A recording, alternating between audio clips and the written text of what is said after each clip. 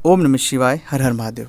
आपकी राशि के जातकों को बार बार धोखा क्यों होता है? आखिरकार क्या कारण है कि आपके साथ ही बार बार धोखा होता है? आप में कुछ नया तो नहीं है, आप में कुछ विशेष तो नहीं है, पर फिर भी बार बार धोखे होने के बाद भी धोखे होते रहते हैं। तो क्या कारण है? कौन से ग्रह दोष इसके पीछे है? कौन सी वजह है जिसकी वजह से धोखा आपको होता रहता है? इस वीडियो को अगर पूरा देखेंगे, आप अपनी इस समस्या का समाधान स्वयं कर पाएंगे और आपको बहुत सारी चीज़ें इस वीडियो को देखने तक समझ आ जाएगी।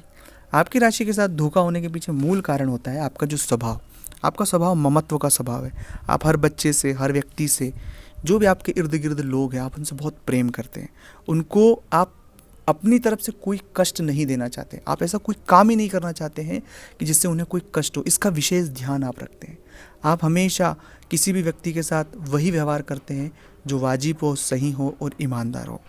और इसी के कारण जब कोई व्यक्ति आपको अपना दुखड़ा बताता है कि मुझे मेरे साथ यह चीज़ें हो गई है, या नहीं भी बताते हैं और उसके बाद भी आपको समझ आ जाता है कि इनकी हालात ख़राब है, इन्हें मदद की आवश्यकता है, तो बिना मांगे हम चलकर उस व्यक्ति की मदद कर देते हैं।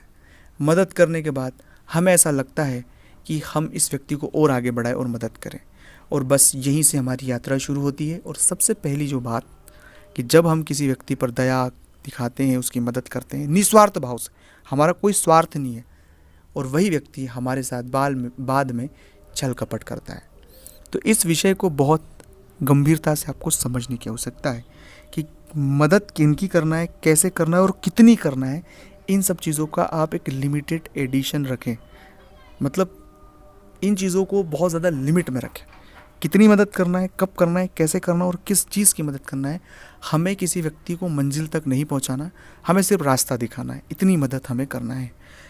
दूसरी बात है, आपके मन में एक बहुत बड़ा हमेशा आत्मबोध होता है, आत्म अपराध बोध होता है कि जब कभी कोई व्यक्ति के साथ नुकसान हो जाता है और उस नुकसान होने के बाद आपको पता लगता है कि यार इसका नुकसान हो गया है, तब आप अपने आप को अपराधी समझते हैं कि उसका नुकसान हो गया या उसके साथ ऐसा हो गया तो मैं कुछ नहीं कर पाया, मुझे कुछ करना चाहिए था। वो अपने परिवार के लोगों के साथ अधिकतर आपको ये महसूस होता है। तो ऐसे जो भावना में भी आपको आने की आवश्यकता नहीं है। आपका जो काम था आप हमेशा ईमानदारी से करते हैं, और आप कोई भगवान नहीं है कि आपको सब चीज़ें समझ आएगी। आपको जो बताता है आप उसकी मदद करते हैं और बहुत अच्छे से चीज़ें करते हैं। और तीसरा और मूल बात है कि हर बार आपके साथ धोखा जो हो रहा है तो हम जानबूझकर ट्रैप में खुद फंसना चाहते हैं। ये भी बहुत सारे जातकों के साथ मैंने बहुत करीब से देखा है।